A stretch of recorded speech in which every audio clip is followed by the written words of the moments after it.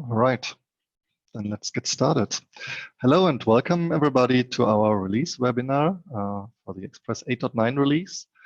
Before we start, let me just give you 2 hints on some technical points. So if you have any questions throughout the webinar, every one of you is currently unmuted. So it's on mute.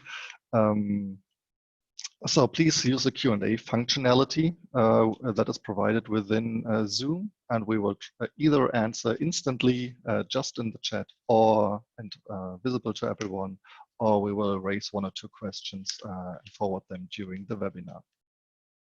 Another thing is, if you currently see my screen only partly on your laptop or whatever screen you're using actually, there's a nice feature, so a small icon on the top right of Zoom, which says fit to window, and you should use this in order to fully see my screen so that nothing gets truncated horizontally or vertically.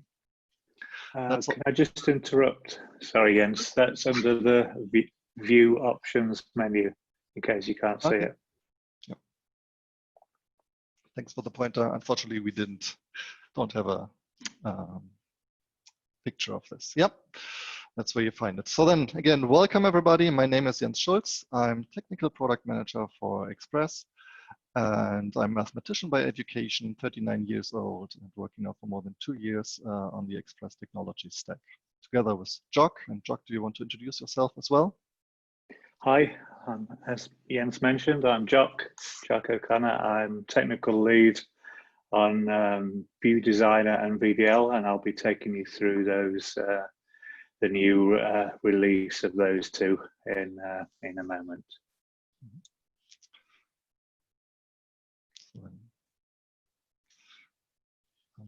Before we start and get into the latest features that we want to demo today, which are focused on Xpress Workbench and Xpress Insight app development, for those who might be new to Xpress, to the whole technology stack possibly, or just to some components, let me just give you the broader picture of what we provide you to make really deployment and solution development of more or less any kind of advanced analytic model, be it an optimization model or just a predictive or descriptive model, really, really easy. So with our technology stack, you can develop Xpress solutions, where really business users, business analysts can collaborate in order to make better decisions by running your models instantly and getting good proposals for what a future could look like and what to do next. And these solutions are based and running on our Xpress Insight platform, where we provide all these collaboration and visualization features in this technology. And then developer, you don't even need to be a solution developer who knows a lot of JavaScript or HTML.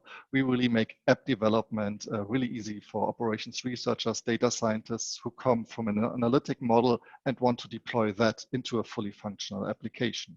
And they do that in our development environment, Xpress Workbench, where they either develop their Python models or their models based on Xpress Moselle, our modeling language, and then with some connections to Xpress Insight into fully functional apps. And then, by the way, we also provide here the best optimization technologies with respect to Xpress solvers, so MIP solvers, LP solvers, nonlinear solvers, constrained programming solvers, mixed integer nonlinear programming solvers. All of that here as one stack. And besides deploying your models into fully functional applications based on Xpress Insight, you can also deploy them headlessly in our FICO Analytic Cloud using the Xpress Executor component. All right, and so this webinar is actually just 1 out of 4 in a series that we're doing. Timo Berthold and Dinaka Gade have presented already on the latest enhancements to Xpress Solver. And Jock and I will demo you today the enhancements to Xpress Workbench and View Designer and our markup language VDL, based on which you develop these Insight applications. And on June 23rd, Susanne Heipke will present the latest enhancements to Moselle.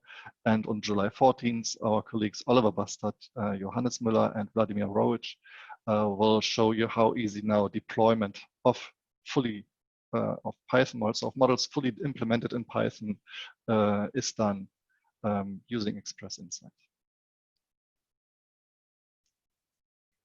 All right.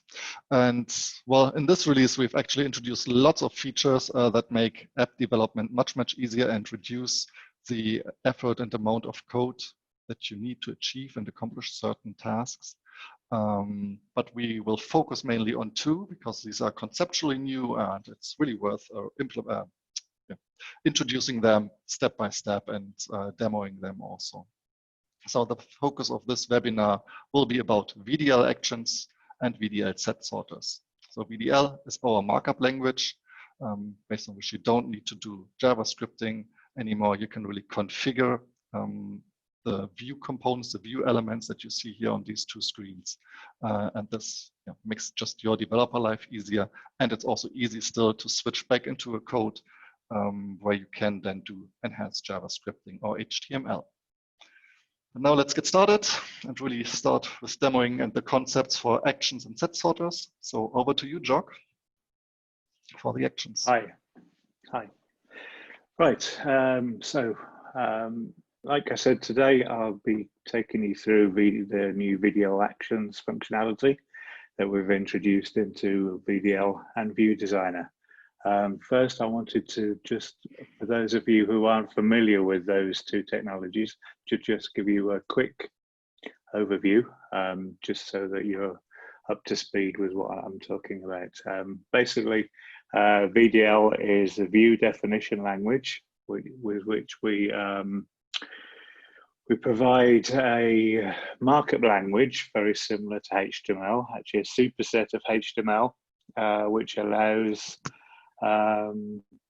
model developers to put together custom views so they can visualize their data and have users interact with their data as well. Now this, what you see in front of you here, is the View Designer aspect, which is a separate tool which is built upon Workbench.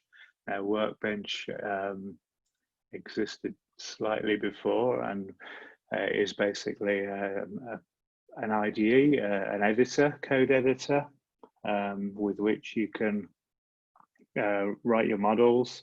You can write your views in the code view if you like, and then you can publish directly into Insight. And this works in standalone, and it works also on the cloud as well when we have that offering.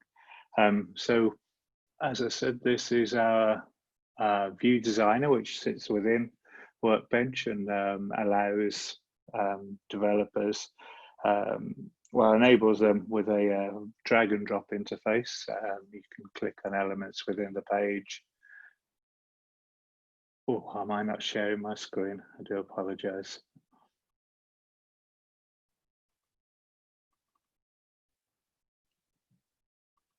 Let me know when you can see.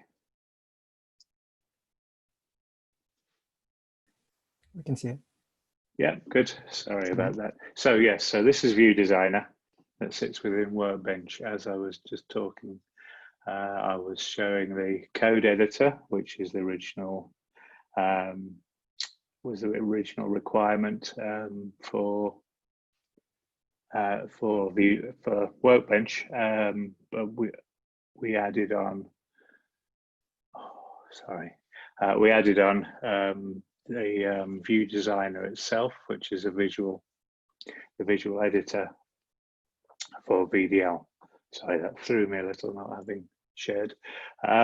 So as you can see here, if I can move these out of the way, there's a drag and drop interface. We can select elements in there and we can move things around. We can change the layouts, we can put in extra elements, and we have this palette on the left, which allows you to drag in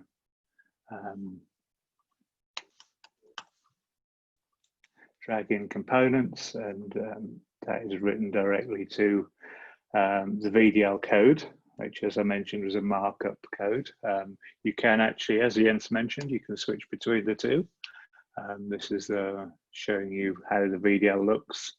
And those of you who know HTML will see that it's very, very similar. It's, like I said, a superset of HTML, which means that we've expanded on HTML to introduce some some features to make view development much easier than having to learn to be a web developer, which can get pretty complex.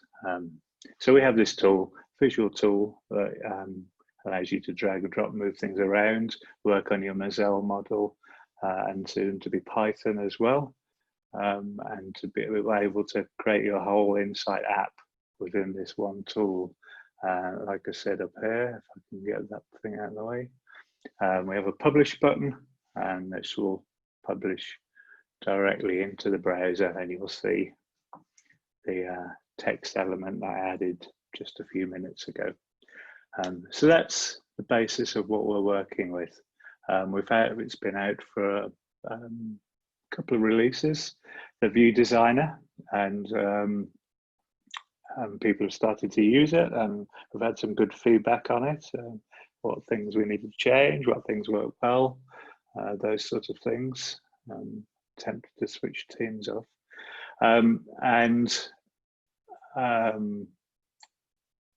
So this recent release, we actually thought about how we'd had many requests about the actual interactive side. There are components such as a table, chart, form fields that are interactive already. You could drop them on and your data would be shown, or a chart of your data would be shown, or you could have a field that would allow you to input new data within there, and the table is editable as well. But people needed more functionality than this, and at that point it was always the case that they would have to go into the code view and start writing JavaScript, which is obviously quite a big ask. There's quite a large difference between moving things around on a screen and actually going and learning JavaScript, learning our JavaScript API to Insight, and that was obviously quite a big ask for people. People have managed to do that, and some have been very successful, but we felt that we needed to open it out, really open the field out, so that more people could actually do more interesting and useful things. So this is early days. This is what we call VDL actions, and if I just switch to one of the pages, we have the first one, by way of explanation, I'm going to explain a little bit about a couple of components that we've actually deprecated. One of them was the VDL execute button, which, as its name suggests, is a VDL button, which when clicked on allows you to execute the model with different execution modes, with run, load, our custom execution modes. This is the old button. You'll see if we look in the code, it was defined with this tag and the caption and the value. You could set a scalar first. Now, like I say, we've deprecated this button, this and the attachments button, because of this new way of adding scripting to your views. So what I have here below is the new version. Now you'll see the button itself doesn't look particularly different from it, but in the markup you'll see that this is actually just a button. Without doing anything more, if we were to publish that, that would just be a button. It would change color when you hovered over it, you clicked on it, but it wouldn't do anything. And the basis of actions is threefold, really. You have your element, which can fire events, just like normal HTML elements, like a button or an anchor tag, a link, anything in HTML can generate events, the same as VDL can. And they're exactly the same events, but you'll see this one has a little annotation that says it's got an event. I'm going to move this again somewhere. And when we see in the attribute editor on the right, we'll see that there is an event binding here. and it actually binds to this action group 2. They're all namespaced under actions, and I can explain later why that is. But basically, you'll mostly see actions dot and then the name of an action group. Now, an action group is a collection of actions, a group of actions, and they are, when they're triggered by the event, so the flow of it is that the element fires the event is linked to the action group, and the action group then triggers each of the actions within that group. If I was to start this, let's start this one again. So in order to show you how that workflow works, if I bring a button, drag a button in, you'll see that this is just a standard button on its own, no event on it. So down here on the left, we have a palette of all the actions. These are what we're currently providing, and they cover a lot of the, probably, I don't know, 80%, 90% of the things that people need to do. Now, what we want for this button is the execute model action. And you'll see there's a little tooltip that explains a little bit about it. But what we can do is drag this directly on the button. This is a shortcut that we provided so that you can, a simple way to really add actions to buttons and fields. That's particular shortcut only works for those two. Majority of the time, people will be using button anyway. You'll see that it now has the event annotation, and you'll see it's been assigned a click. There are others in there, not many for button we provided, but you can add, if you know the names of other events, you can add them as well.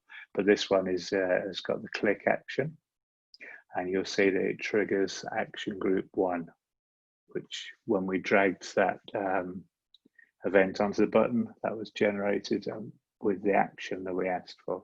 And this is the basic execute. If we select that, you'll see that it's got a number of attributes that you can edit on the right.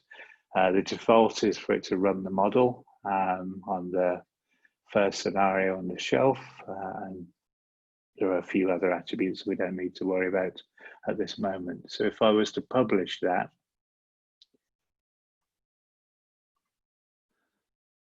and go back to the browser, you'll see, if we go to the right view, VDL execute button, you'll see that we have this button, which when clicked, runs the scenario and the data is populated in there.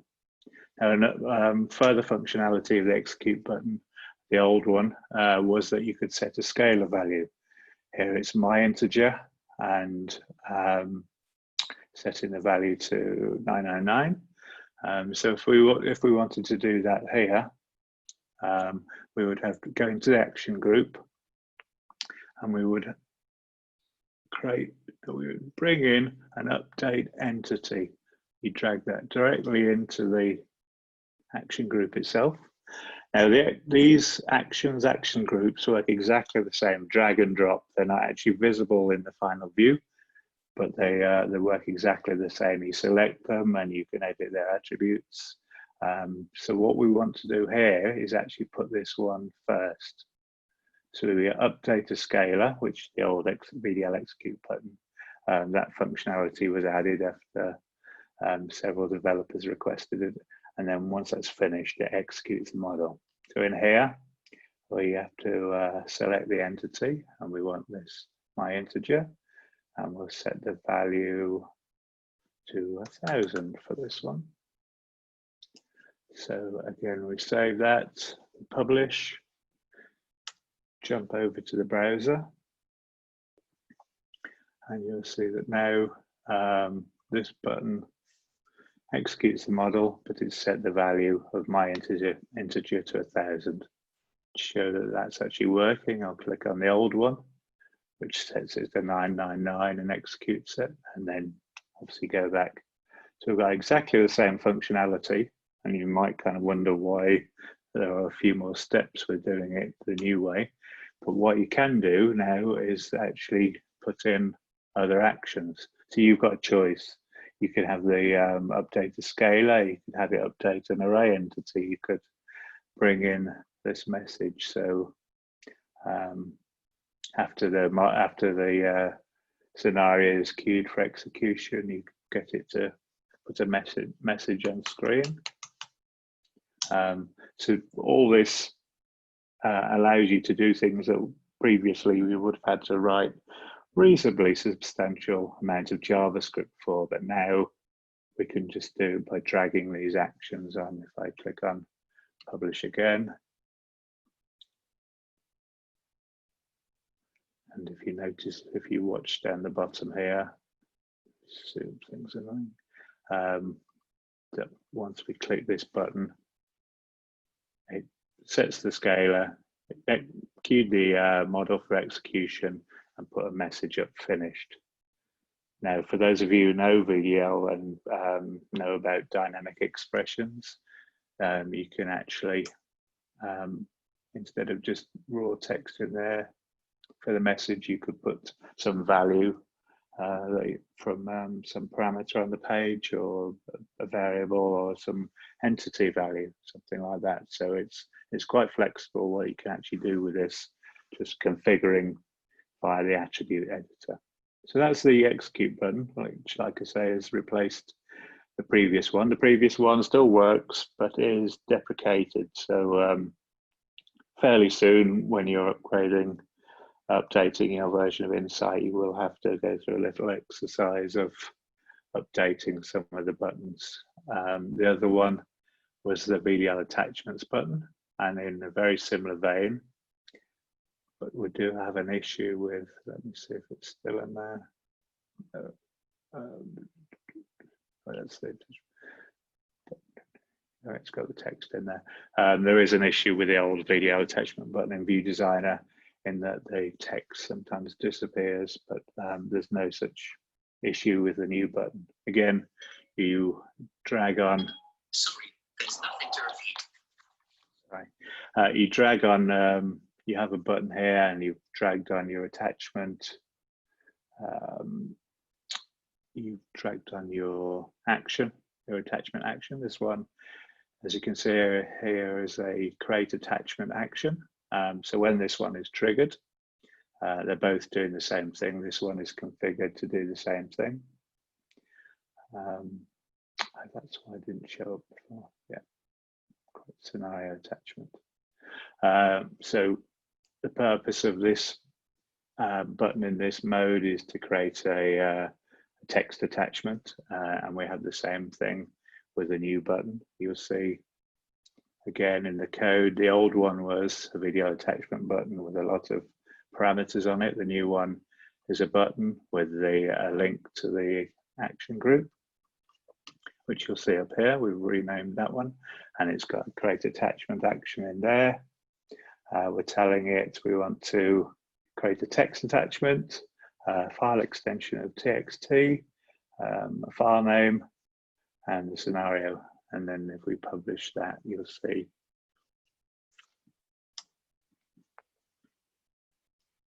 if we switch to attachment button, you'll see that it calls up the text editor, and you can type in and save. And then you'll see that in the attachments for that scenario, there's your text.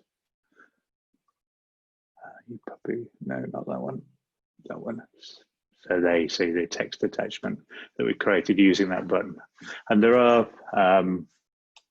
quite a number. I mean, we've covered all the functionality of the old video attachment button, but we split out all those modes that used to be all on one button into separate attachments, so that when you have, when you're working with an action, you haven't got hundreds of different parameters for each different mode. You've got only ones that are specific or pertinent to that particular action. At that point, are there any questions?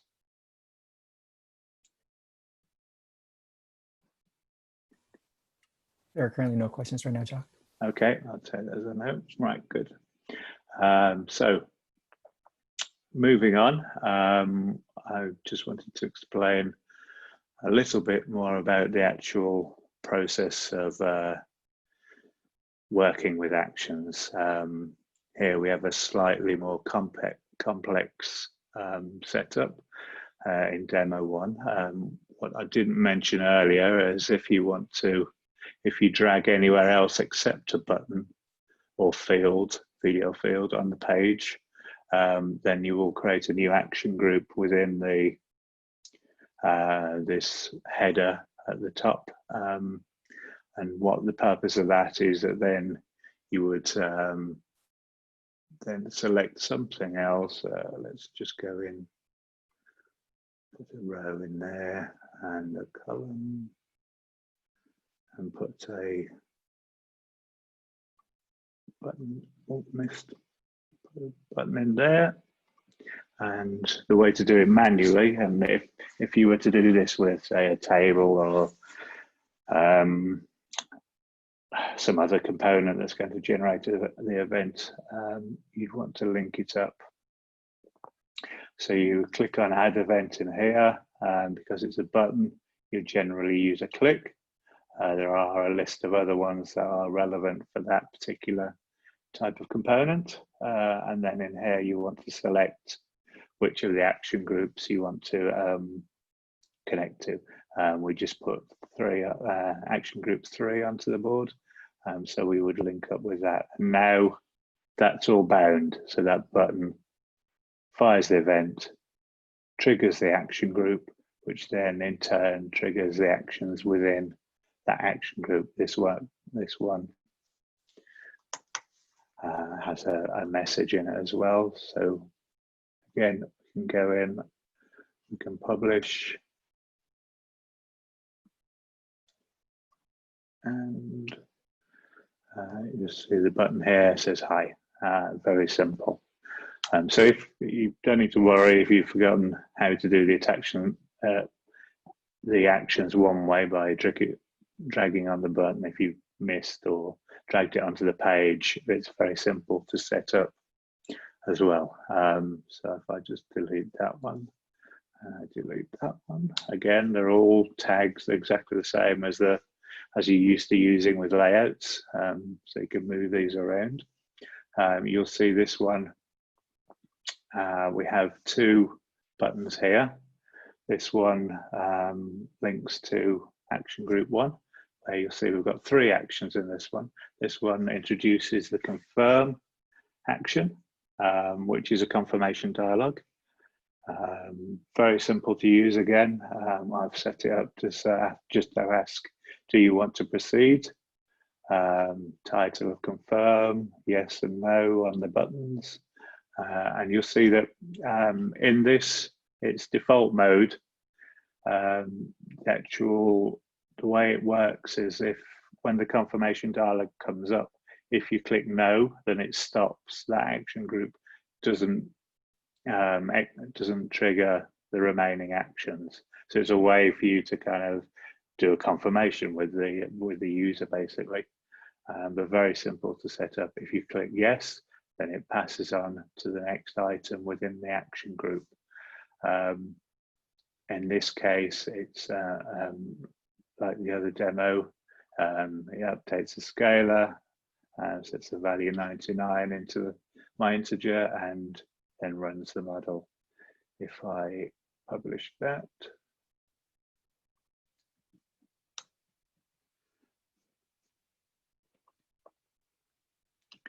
you'll see the run button here asks what we want to do. I click no, nothing happens. I click yes, exit, sets the scalar, executes the model. The value is now 99. I put another action in there, which basically sets it to 0 on the other button, the reset button. So you can just, that one doesn't execute the model. So you'll see the results data has been wiped, and it says the my integer to 0, ready for you to run it again. You click yes, model executes, the value has been set first. How are we doing for time? That's good. 10 more minutes for you. Yes. Okay. So I've got one more example, two actually, thinking about it. This one is a slightly more complex example, but it kind of shows the people who've been working with VDL. So far you've seen that we can trigger a button and something happens or it doesn't happen. But in this example, you'll see we've got 3 action groups. This button here, marked demo, is linked to the question action group. It calls up a confirmation dialog, but you'll see this time it's got a Boolean flag, continue, which we've ticked. The difference with the confirmation dialog now is that instead of stopping execution, if you click no, it actually passes a value through to the next action. So that will be true or false, depending on whether you click yes or no. The next action sets a VDL var. We've got a VDL var here. I called it decision. It was probably a bad decision on my part because we have decision variables in Moselle, but this isn't one. This is just a variable called decision. It's initially set to false, and what we've got in here is a quick expression that just passes in the value of yes, true or false from the confirmation dialog and sets this variable to true or false. Now, where this gets slightly more complex is we've got 2 remaining actions within this action group. Both of them are the base action here, which basically allows you to trigger other action groups. It can do other things as well, but it's its primary function. So we've got a yes action and a no action. And so what happens here is when this decision variable is set to true or false, we've actually put a VDL if on each of these actions. So the first one says if decision, so if it's true basically, this action will get triggered, so which then will call, which one was that? That was the yes action. So this will then trigger that one and trigger the action within there. It's just a simple message that says yes. If decision is false, then this one doesn't get triggered. So the if is basically acting on each of these actions. The second one is the reverse with the negate operator, exclamation mark. So if decision is false, this one will get triggered. This triggers the no action, and that one basically says no. So if we publish that one out, you'll see demo 2, click on the demo.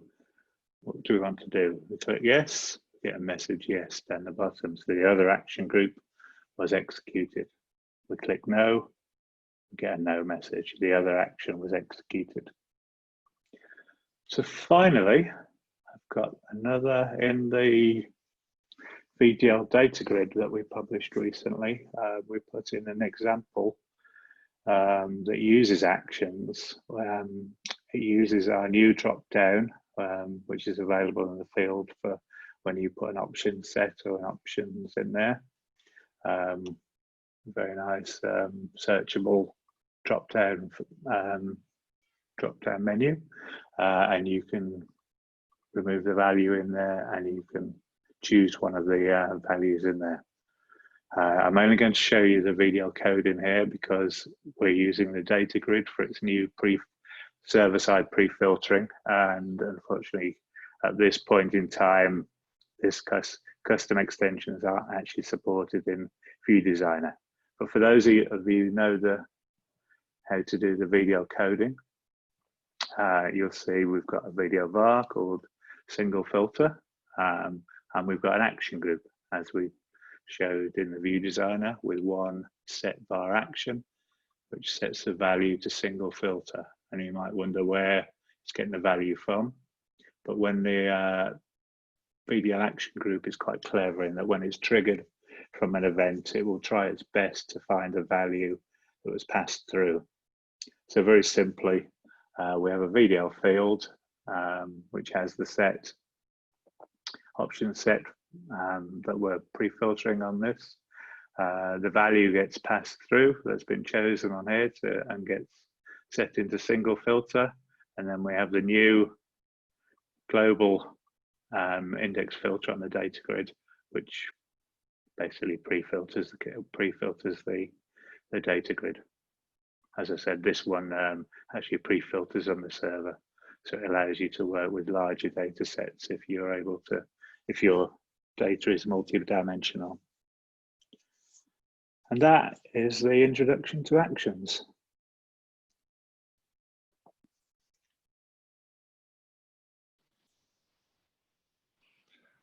Thanks a lot, Jock. If there are any questions, Okay. we haven't received any so far, so you have pretty well or super well explained it. But if there are any questions about this, really, please raise them in the Q&A and we try to answer them instantly or at the end of the session or even afterwards and by email. Cool, so then let me grab the screen.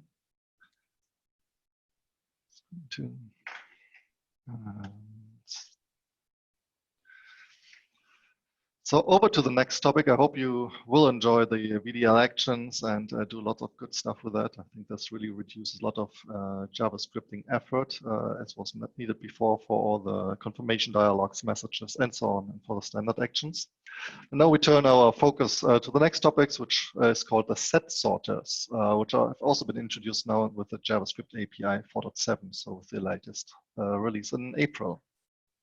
And the target of them is that we consistently sort the index sets in each view. So consistently across wherever you use them, in an enumeration list by using VDL repeat or repeat contents, in VDL fields, in charts, as you see here, or in VDL table. And to enable that, we have also included a new VDL component, which is called the VDL set sorter. You have to assign or select the index set which you want to sort, then you define a comparator. I will say a little bit more where this is even needed. And then optionally, you can assign a direction. So by default, it's of course ascending, sorting, or ordering, and then you can choose to make it in descending order. And then it will be sorted descendingly across all these components. We have brought in some built-in components, and all index sets, if they are integers or strings, they will be sorted automatically. You don't even have to put any set sorters into your view, but these are really also for the enhanced ones, like you have months or days, for example. For them, we have already developed some built-in comparators, which you can just select. I will show you later. And if you want to write your own set sorters, you can partly do that really easily without any JavaScript by just configuring this comparator function with a dynamic expression if you know all the values in advance. If you don't, then you can just put here a call to a JavaScript function and then define that in a script code. And now let me show you how this works. So this would be my first example for today. So that's a very common use case. You want to sort all the months of the year, and of course, by default we don't know these are months. We would just sort the strings alphanumerically. So you have April, August, December, and so on, and the same in a chart and the same in a table. So now how can we use these set sorters? I have this view here open in View Designer. And all I need to do is select the set sorters on the palette. You'll see they've been added now since this release. Put them to the top just for convenience. And then I select my set. I open the Schema Explorer. I know my set is called months of the year or months of year. Select this one. And then I choose a comparator. If I don't know which exists, I can just use the tooltip here, read them through. So you see we have built-in sorters for numeric values, for strings, booleans, and 2 extra ones for month and days, which allow you, or which bring in the sorters for strings where you know the strings are months or days. So here we will use the built-in for month, and we can just publish this.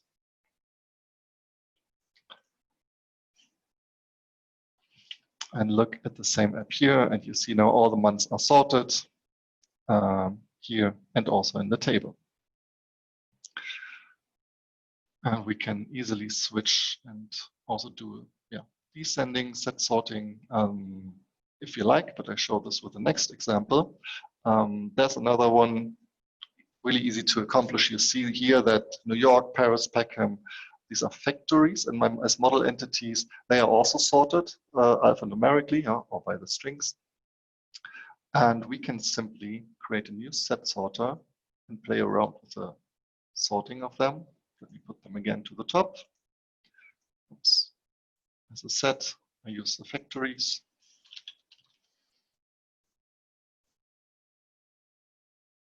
And as a comparator, I've prepared this already. I know how I want to sort them. I will just add this dynamic expression. I know them in particular, and then just publish this one. And then we will see that these are also now no longer sorted by New York, Paris, Peckham, but Peckham goes first. And we can easily do this one here in descending order, publish again. So Paris, New York, Peckham should be the order. And this is what has happened here. Okay, so built-in set sorters, working out of the box for strings, numeric values on the index sets, and also you can create some for months and days. They are built in, and then you can create your own by providing the array and the sorting there. Or there's a more advanced use case, possibly that also pops up very often again, like people use timestamps and they have some grouping there, like fall 2019, spring 2020, winter 2019. So you see the ordering in all these three components here is not as you would hope it is. But of course, this is very custom. I mean, fall, spring, some people would write autumn, others may have Q1, Q2, Q3, Q4, and so on, or FY20. So a lot of logic is behind it, but there's actually a rule how these can be easily sorted and how the sorting can be inferred from the data. And now let's do a little bit more complex one. Sorry, that was the wrong. Let's go here to the second screen, open it in View Designer. And what I do here is, once again, I add a set sorter. That's my set sorter. To that section, you see here that the timestamps 2 was my set. I just know that from what I did before. Selected. And now, that was not intended. Sorry for that. What you see here is now we can create our own comparator. And here I can still type how I want to call it. For example, I want to call it my custom season comparator. Well, this is all done here, but now I may use and write some JavaScript. And I've prepared this already before that, instead of typing it here, now bit by bit. So this one would work as follows. It gets a string. It knows it has spring, summer, fall, or winter in the beginning. So we can provide the ordering here. And as a second component, there's a white space that splits between them. And then you have the year. So actually, that's what this JavaScript code does. Let's start here. Writing a comparator is quite easy. It expects 2 elements. You would be aware based on the index sets or what type of elements these are. Like, for example, strings of the format that you would expect. And here we can, and you have to return a positive value if A is larger, comes before B, 0 if they are more or less equal in their ordering, like it would be for numbers, and a negative value if B should come before A. And now if the years differ of these 2 strings that we have to sort, then you can simply just compare the strings with the difference and return that as a result. And if the year is the same, then you just need to compare the index of the substring before the white space, and then this simple or short JavaScript code will just return the right ordering. So if we include this and publish to Insight, going back here to the not to the slideshow, the VDL language app, then you see that now suddenly everything is really sorted as expected and wanted in tables, even if I use VDL repeat or in a chart. All right, and now we can go back to the slideshow. And now I don't find it. There it is. So this is the new component, set sorters. Are there any questions so far on it? Hey, Jens, we have a question from the audience. Mm-hmm. Can you read it out? Oh, do I? How is the cross-browser support for set sorting? I've had lots of headaches trying to support IE 11 with sorting info and views. Jock, can you respond to that? Yeah, absolutely. All of our user interface components are tested in the latest Firefox, Chrome, and IE 11, so there shouldn't be any problems with the sorting. Obviously, if you're writing your own code, it's best to stick with functions that work in all three browsers, but anything that comes from our team is tested across all the three browsers. So hopefully you shouldn't have any problems. And if so, let us know, but it's actually tested. Yeah, absolutely. Good. Thanks, Jock. All right, and then just as a summary on these. So again, this default sorting now across all views is applied to numeric values, numeric index sets, alphanumeric strings, booleans, and again, these new string sorters for days and months have been added for your convenience, so not everyone has to implement them himself.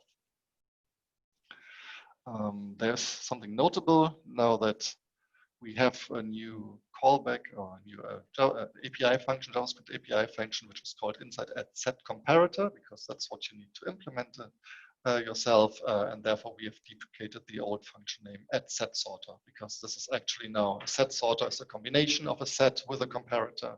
And therefore, it made more sense to rename this function as well. There might be some cases where you don't want to use the set sorting that we provide because you have written your own JavaScript code on top of a table or your own components.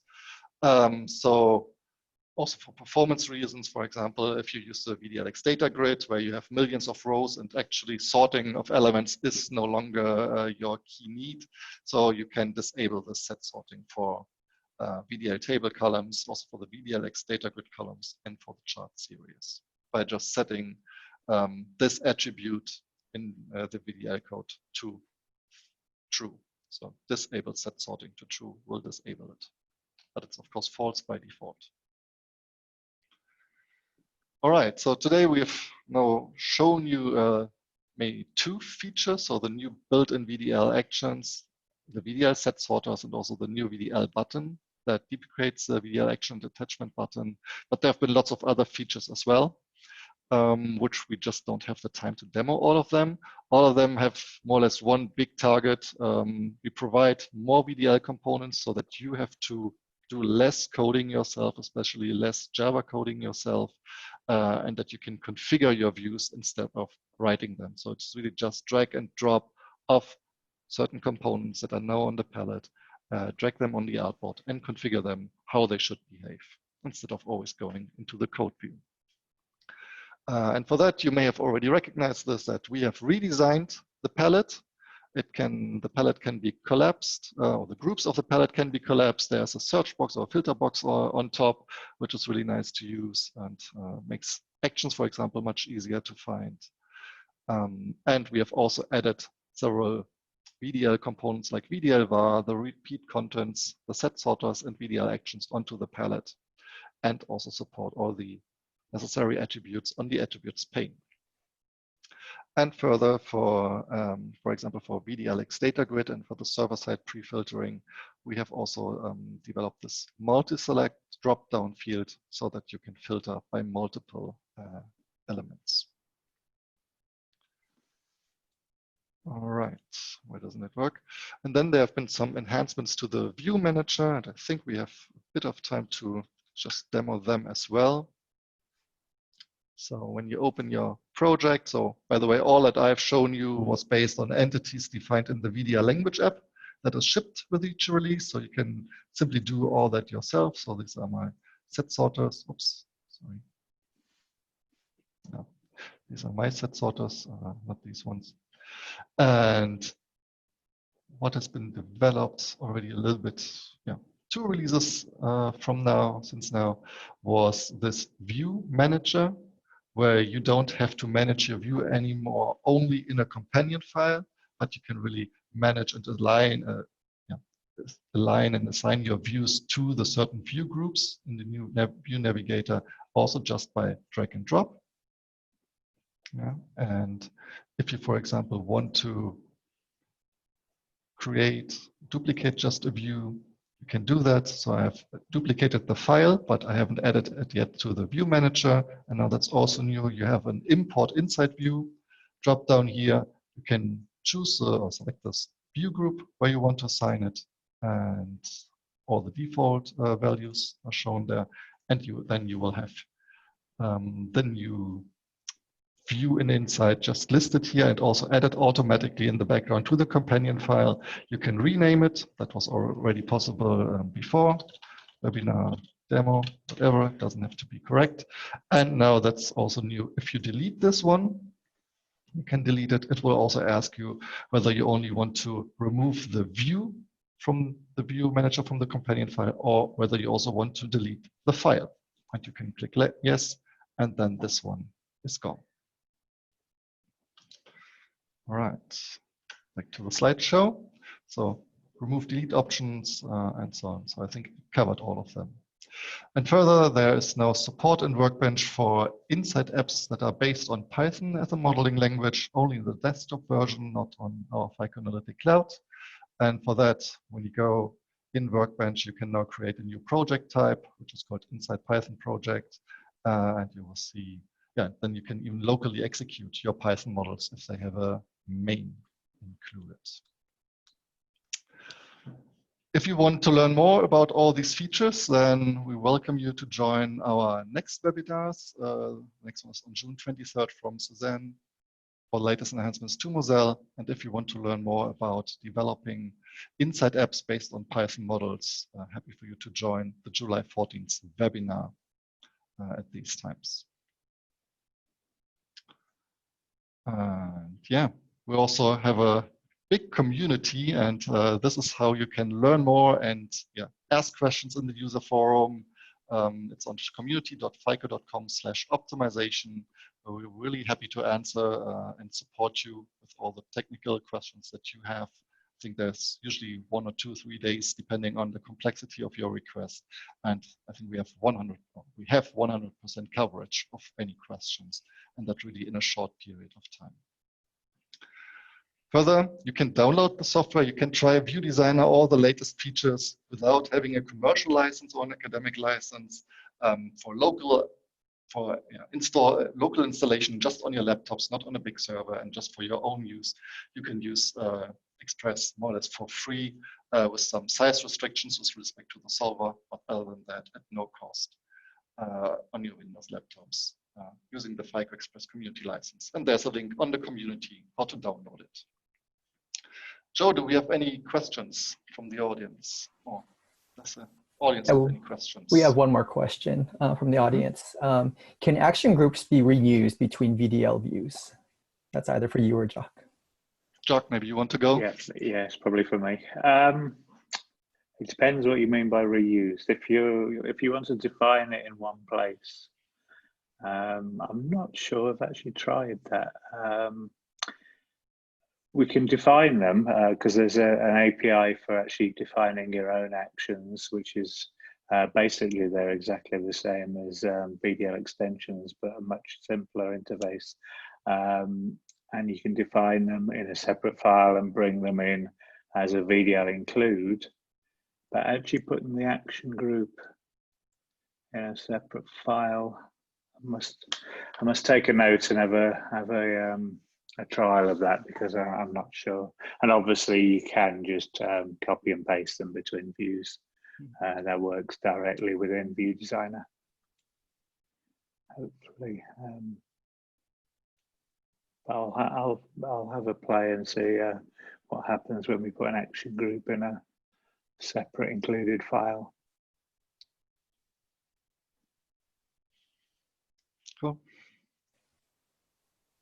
Okay, once we can answer that question, we'll add it to the community.fico.com page where this webinar recording will live. Well then, thanks everyone again for joining. I think there's no questions left. Am I right, Joe? Yep, that was the last one, unless anyone has any other questions. Seems not to be the case. And thanks everyone for joining. It was a pleasure for us to introduce the new concepts to you. And yeah, we're open for your feedback. Happy to receive that on the community, in the forums, or just when we meet each other again next time. All right. Thanks for joining again, and see you next time. Bye-bye.